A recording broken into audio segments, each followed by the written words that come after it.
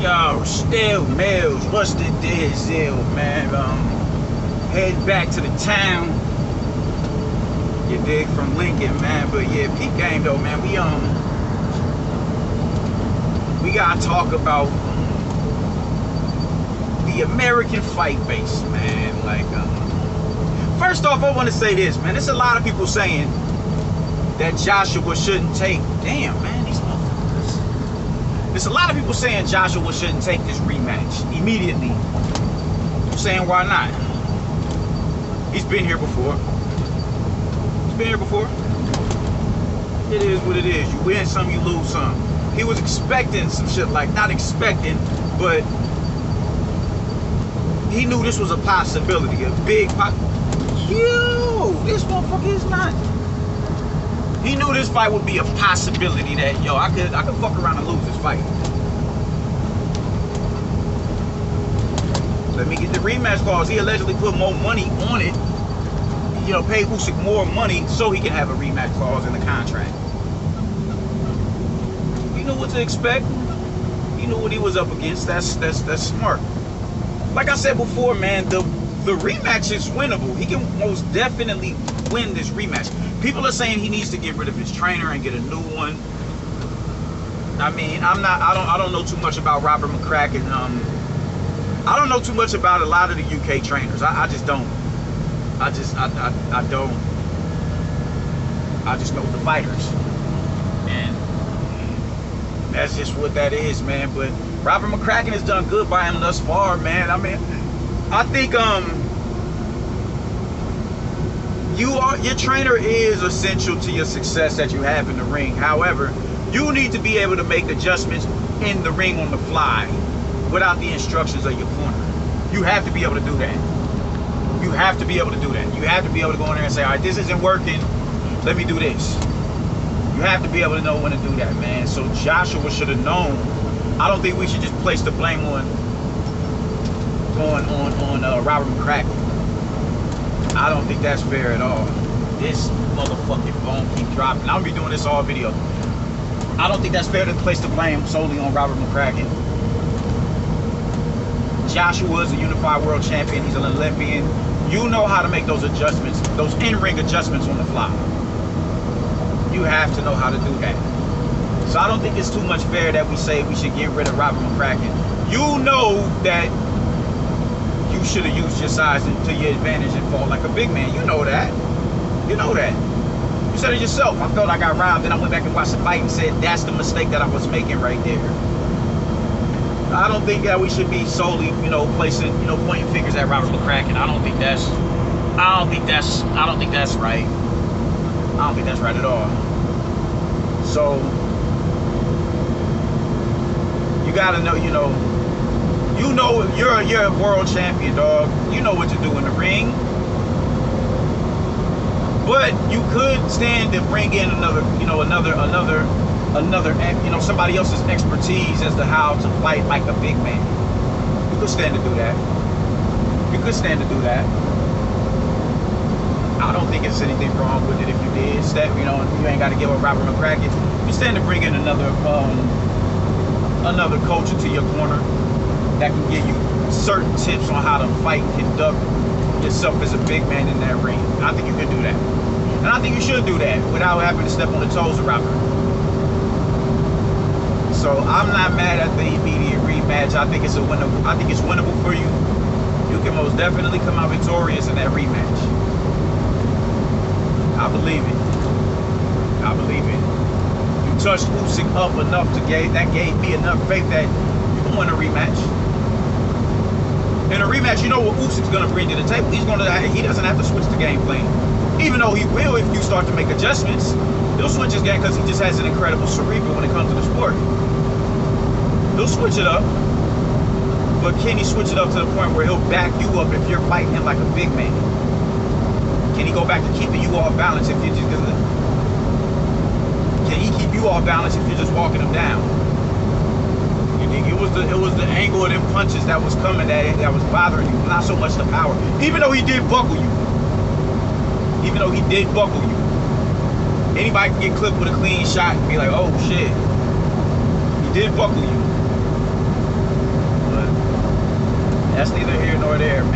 fight like a big man, that rematch is winnable, man. But I want to talk about silly black Americans, man. You will never run out of a list of topics to talk about if you're on social media. And because I'm so fucking argumentative, I love the dialogue. I love the debate, the back and forth. I love that shit. Even now, when I touch down back in the city, I'm gonna have to go back in on the homie on my Facebook page because he be thinking he knows what the fuck he talking about. And he's clueless to shit. So, on these forums, I'm consistently going back and forth. Even the youngin from my gym, man, stay off the forums. Like, what? It's dope to me. If I have an interest in something, I want to talk about it. I want to voice my opinion. I'm the worst when it comes to hip-hop. Like, I've pissed plenty of people off when it comes to hip-hop and music in general. Because I have a high standard for music. Because of what I grew up listening to. I have a very high ceiling for music. For me to garner, for you to garner my ear. I have a very high standard. So I like to argue and debate. It's a skill in it. It's a skill. It's a skill in being able to debunk somebody with your viewpoint. It's a skill in being able to get somebody to see shit from your paradigm and agree to it. It's a skill to be able to get somebody who has their own point of view and don't want to admit that they're wrong to see them kind of deteriorate in a dialogue. So instead of staying on topic, we revert to jokes or we revert to name calling or something like that. That shows me, yeah, man, you've exhausted your expertise on the subject. Otherwise, you wouldn't be reverting to this childish shit. We can have a meaningful dialogue. So I love being on these forums, man. But what I'm seeing now is it's one meme that really just pissed me off, and it was a meme of Daniel Dubois, Billy Joe Saunders, Anthony Joshua, and somebody else, all Brits, and the caption was pretty much saying like the UK boxing scene is done. Every time they fight an American, they come over here, they get crashed, and yada yada yada, and all this bullshit. And I'm like, American boxing is plummeting in this climate. It's plummeted because it's not about glory anymore. It's about being marketable. It's about Instagram and Twitter fame. It's about that shit. You know what I'm saying? Nobody wants to lose their O. Floyd fucked up this generation of boxing. Why? Because his O was so important to him, which was dope because he defended that O until his retirement. He defended that O. But now, with everybody else, it's just about keeping your O. Is he undefeated? I've literally seen people say, is he undefeated? Is he undefeated? Is he undefeated? Then no, he's not this and that and the third. Just because he's lost a fight, or 2 fights, or 3 fights, or even 4 fights. You look at the greats, it's not like they have 1 loss. Lennox Lewis is one of the greatest heavyweights ever. He has 2 knockout losses. 9 points decisions, knockout losses. Holyfield has multiple knockout losses. Roy Jones, multiple knockout losses. Tyson, multiple knockout losses.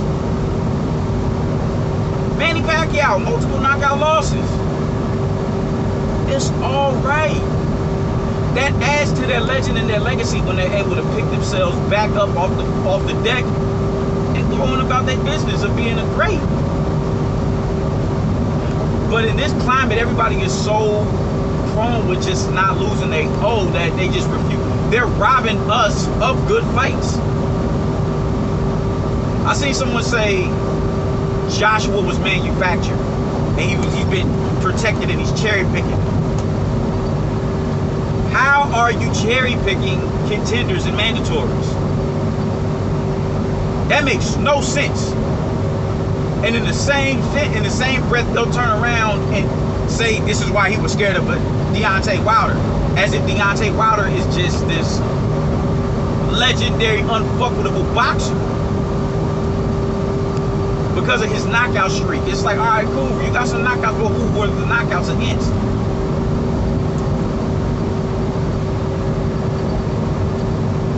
How do you chastise somebody who didn't hide from adequate competition and praise somebody that hid from adequate competition?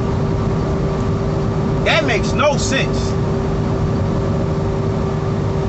People get too stuck and prone on these knockouts, man, and it's like, all right, cool. You're not asking the rankings of these fighters, though.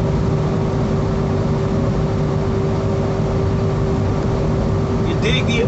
Black Americans are just through the roof, like arrogant with this shit. Now, granted, we've cultivated culture in this country that has spread like wildfire on a global scale. I'm a dancer. I'm always gonna be. I'm a popper. Popping is a West Coast style of dance. I've been all around the country competing in it. I've been to New York and LA, where you have people who fly over from Tokyo, Korea, China, the Ukraine, the UK, France, Switzerland, Italy, Malaysia. They don't speak a lick of English, but they can respond to the music and sing the words in the music as if they grew up listening to that music. So most definitely, the culture that we created over here is just it's magnanimous, man. It's attractive. It's unfuckable. They want to, people across the globe want to talk like us. They want to walk like us, dress like us, be like us. Even basketball. You look at basketball. Black Americans didn't create basketball. Black people didn't create basketball whatsoever. We were locked out of playing basketball in certain establishments. But the minute we got introduced to that, we took it and ran with it. White folks want to play basketball like black people. With the handle, how we come to the court dressed. Motherfuckers is jumping out of the gym.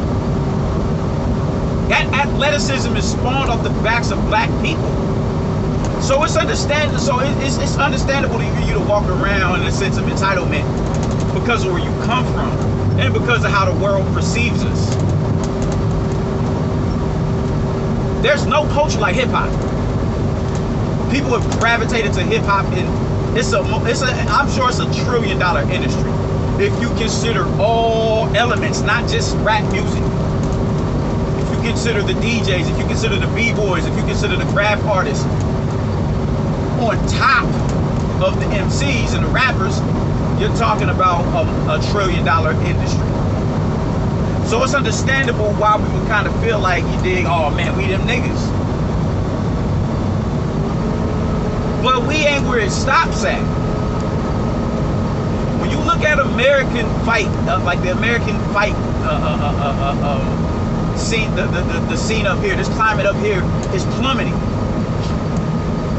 It's plummeting. The people that they're trying their best to garner as superstars in the sport,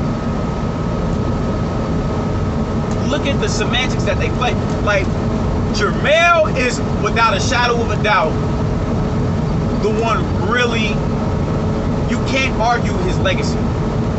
You can't argue it. He's fought everybody in the division damn near. He's a unified world champion. He fought for undisputed this year and had a draw. I thought he lost, but it was a good fight. 7-5, I had it after I wouldn't watch it again. But after him, you have Spence. And even with Spence has a reputable legacy or a reputable resume in the now. He does. But even with that being said and done, he's on camera with ducking Terrence Crawford. He's on camera doing it. Why not take the easy route? That's a duck. That's a duck. You can try to make sense of however you want to make that make sense. But he duck bud. He said it out of his own mouth. Why not take the easy route? We can't just brush over that. Those are the main two over there that's really forging a legacy. And it's a catch-22 with Spence, because granted you took the easy route, even though the easy route was a gauntlet of credible and reputable welterweights. You're on record with blatantly saying, I don't want to fight Bud Crawford right now, and playing all these little bullshit games. Y'all gonna make me say 80-20. My kids don't eat off no belts. Oh, sucking shit like that. Nonetheless, you did go through Kell Brooks, Sean Porter, Danny Garcia on that side of the street. You get credit for that. You get full credit for that. So those are the only two right there that are really hell-bent on lamenting the legacy. The rest of motherfuckers, the Wilders, well, we don't even need to go over Wilder's resume again. We don't need to do that. Jamal Charlo is, the thing is, what pisses me off is about Charlo and Andre. Charlo, niggas are saying Canelo was running scared of Jamal Charlo. He ducked Jamal Charlo when Jamal Charlo was a mandatory. Whatever with that. Alright. So they're so fixated on the fact that Jamal Charlo he's not in the immediate scope of a Canelo Alvarez. Because he's not in the immediate scope of a Canelo Alvarez and they want Canelo to fight him so bad, they will completely disregard the fact that Demetrius Andrade is calling this man out and he's not responding. Like, how do we get here? How do we just gloss over that? That's ridiculous, right? You would think that, but nobody is talking about it.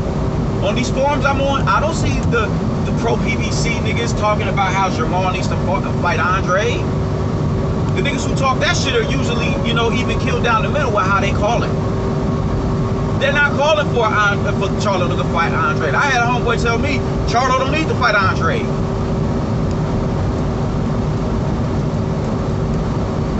And then with Andre, people are so hell-bent on the fact that, yeah, you were mandatory for Canelo. Cool. Nobody can take that away from you. Charlo is not gonna fight you at the moment. Charlo is doing playing whatever games he can play to get to not fight Demetrius Andrade. Golovkin and Murata are gonna fight in December. So Andrade is looking like the boogeyman right now. He is. He's looking like the boogeyman. But because people are so fixated, with Canelo in particular, because they hate Canelo so much, they just want Canelo to fight every goddamn body. So because niggas hate Canelo so much, they won't say anything about Charlo ducking him, because that takes away from the hate for Canelo. Same with Golovkin, same with Murata. All right, cool. So we're so wrapped up in the fact that nobody is trying to fight Demetrius Andrade that we completely forget that Demetrius Andrade ducked Jermell Charlo while they were in negotiations.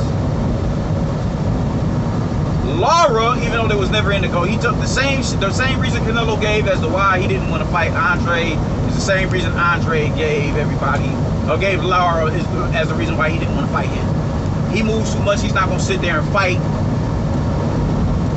That was the reasoning that he gave not to fight Erislandy Lara. But that's acceptable, right? Nobody wants to talk about that. Nobody wants to talk about how he ducked Derevianchenko. To fight, was it? I forget who he ducked to go fight Jack Colcay.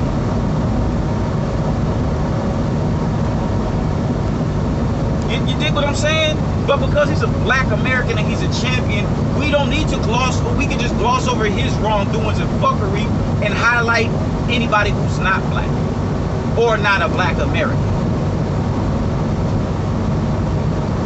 That is the dumbest shit in the world. That is the dumbest shit in the world. There's nothing, you are not against your people just because you call them out on their bullshit. If they fucking up, and you address the shit. You address the fuck up. That's what real niggas are supposed to do. That's what real respectable men are supposed to do. You let everybody wallow around in their bullshit, they get funky and stanky.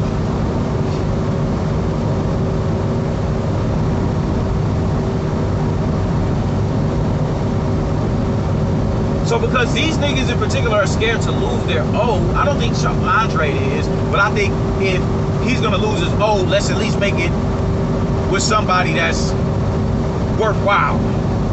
And that's understandable to a certain degree, but it shouldn't deter you away from good fights. It shouldn't.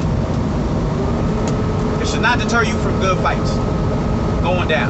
And that's what we're getting with these niggas who are trying to protect their own. That's what we are getting with people who are justifying fighting the level of opposition that they're fighting.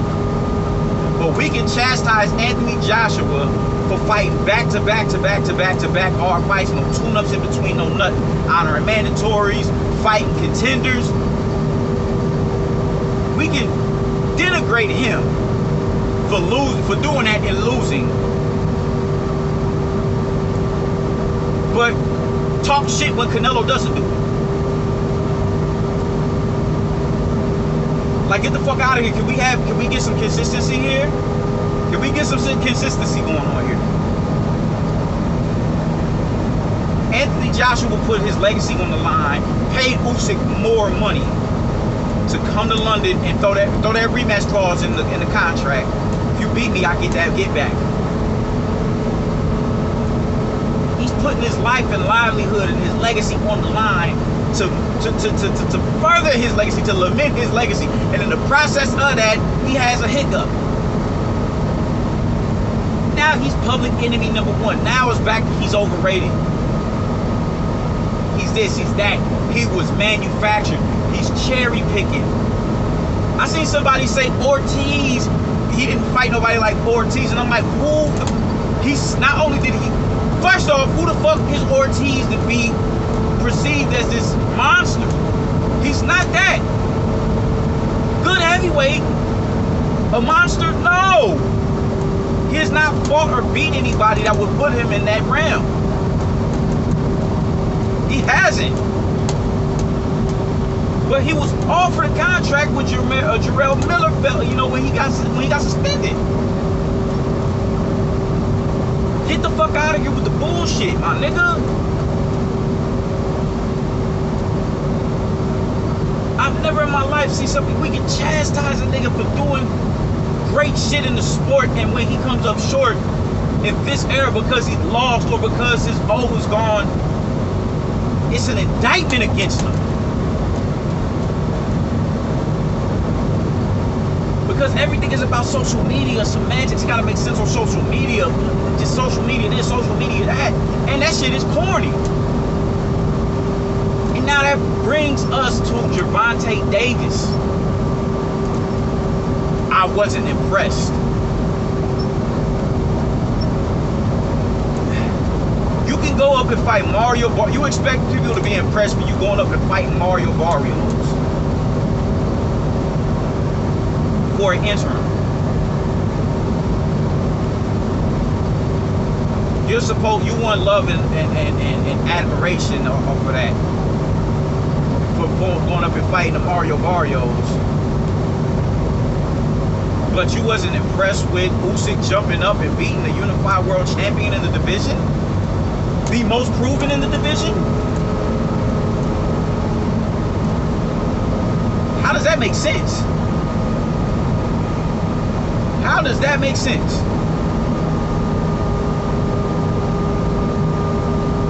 The only belt that you had, you gave up. You skirted.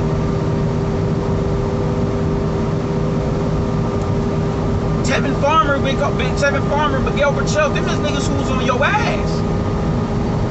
Y'all can have the belt. I don't want it. I'm out. I can't make weight. Whatever your reason it is. Even though you fought Santa Cruz just last year.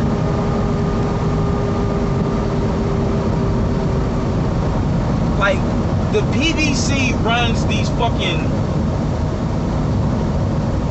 just smoke screens and just their marketing scheme honestly is, I hate saying this because I don't like saying that somebody is a genius based off of like trolling and and other shit. But in this regard, you got to give it up. This was smart. People are introduced to the sport like a lot of these, you know, Young Pharaoh, the conscious thing is in now. It's cool and acceptable to be woke. So Young Pharaoh, you know, a lot of, like, even my little brother would talk that bullshit about me. When I would try to present a certain level of knowledge and intellect to him about who we are as a people, he would shut me down. But now that he's grown a little bit more, he's matured, he's 30, he's 31 now. Now he's going on his own path of seeking enlightenment, and one of the cats that he came across is Young Pharaoh. So a lot of people they know who Young Pharaoh is. They know who Young Pharaoh is because we got Deontay Wilder got crashed in a month that's historically supposed to be a month for us. That attracted people right there. How he got battered. That attracted people. And so now you hear this conspiracy theory and all this bullshit. That's gonna bring eyes to you. Ah, hell yeah, let's go see what the fuck is going on. So when they see what's going on, they come to this, and now here we go. They getting on all the boxing forums. They invading certain spaces, and now that's your only outlet to the sport. That's your only outlet to this space right here. So that's all you know. So you're gonna regurgitate any and everything that they have to say. Because that's all you have. You have no extensive knowledge on the sport, understanding of the sport, the fighters that participate in the sport, the promotional banners, none of that shit. All you know is I'm here because of Young Pharaoh. Deontay Wilder got cheated. The nigga even had a petition signed in favor of a Deontay Wilder to get his belts back. So that has brung people here. Through that has brung people here. Has brung people here, man, and they just so happen to all be, you know, Deontay Wilder's the PBC fighter. We fucking with the PBC. It's a black man running this shit over here. Oh man, yeah, fuck them other niggas. It's PBC online.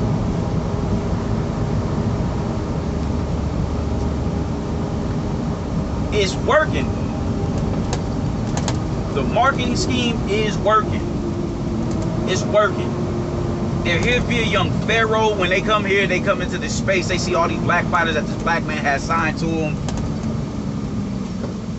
They go and they get on their Instagrams. They follow them on Twitter. So now you start fucking regurgitating the same shit that anybody else who's pro PBC regurgitates.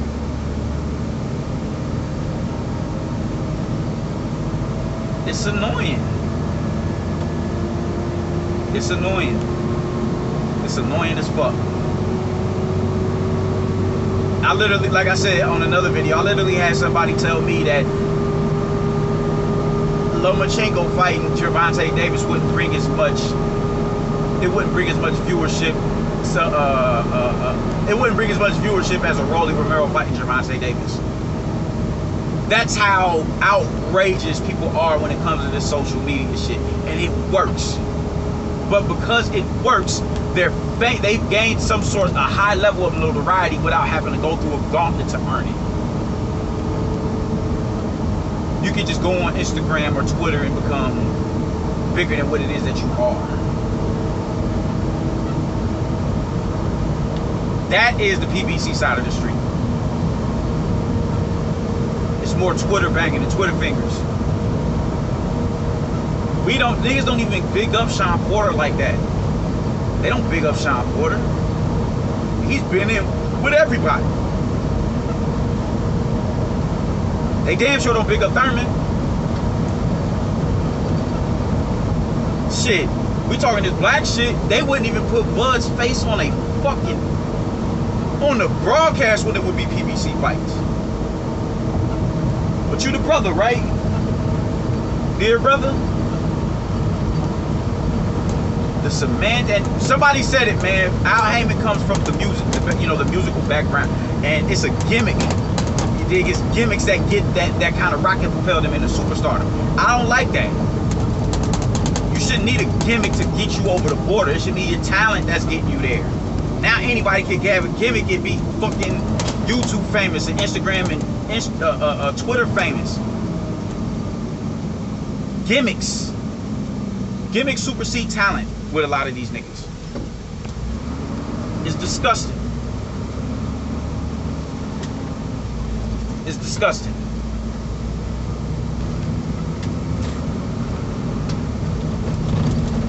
So those same motherfuckers who are Instagram famous, the thing is, a lot of the people who are Instagram famous, they can't turn over a crowd. They can't fill an arena. Charlo ain't filling arenas like that. He's not selling in the bigger cities. You can say what you want about Anthony Joshua. He packed 70K into the O2. He packed 70K. Canelo Alvarez isn't even from here, North America. He put 60K. Broke the record for the American, broke the American record. He put 60K in the building against Saunders. 60. The fight, the fight hubs here are the Vegas, New York, and you could even say the Staples Center in LA. That's gonna seat about 20K. Canelo's doing 60. Joshua did 70. These Instagram followers like Gervonta Davis he does good in Atlanta. But Atlanta isn't it isn't New York. It isn't Vegas. It isn't LA. Can he do that in those arenas? I don't think so. I don't. But because it's a possibility he could, because the gimmick surrounding him is starting to catch fire. So he could possibly do it. Can Charlo? Can Andre? Spence could. Spence could sell out. I think Spence could sell out Madison Square. Barclays. He sold out the Staples Center. I'm sure he can sell out Vegas. It's a possibility. But the rest of them niggas, no. So what gives us the audacity to walk around with our nose in the air? Like being a fight fan from America, like being a fighter, an American-born fighter, automatically plateaus you better more than the others. Niggas is arrogant. We're arrogant. That is not cool. Pride comes before the fall. That's a biblical bar. And I don't fuck with the Bible, but it's bars in the Bible. You niggas, you American niggas, y'all need to get off that bullshit that y'all be talking. Because a lot of y'all sound dumb. A lot of y'all sound dumb trying to argue the points that y'all argue. Of course, American fighters are going to look superior when they're not fighting the level of opposition as their contemporaries. So Deontay Wilder's going to look incredible fighting a Dominic Brazil. More so than fighting a Usyk. Taking the risk of fighting Usyk like Anthony Joshua did.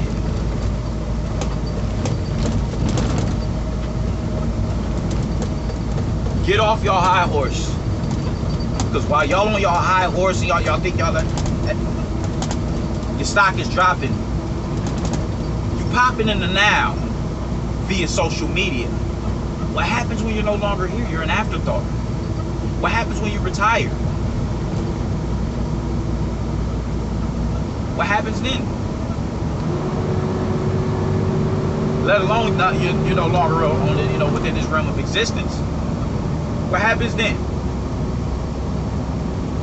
Are y'all even Hall of Fame fighters right now?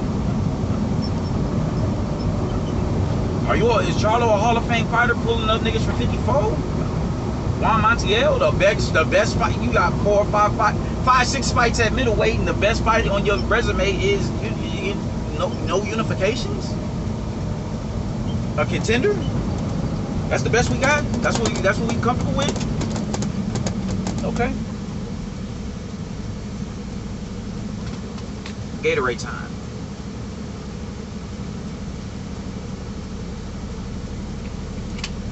We're cool with that. Leave that gimmicky bullshit alone, man. Boxing, the climate of boxing in America is plummeting compared to what's happening over there in the UK. They're flourishing over there in the UK. They're flourishing. But because we're so stuck in our ways and arrogant, we're plummeting. PBC is about to lose their deal with Fox. Why? Because of bad matchmaking and not giving us the fights that we want to see. That can't be ignored. That cannot be ignored. You can be a fan of somebody but still be critical of them. It's time to get critical. Otherwise, niggas is just gonna be looking like, hey man, we ain't shit. We ain't shit, man. Shout out to America, man. Real black America. I'm out.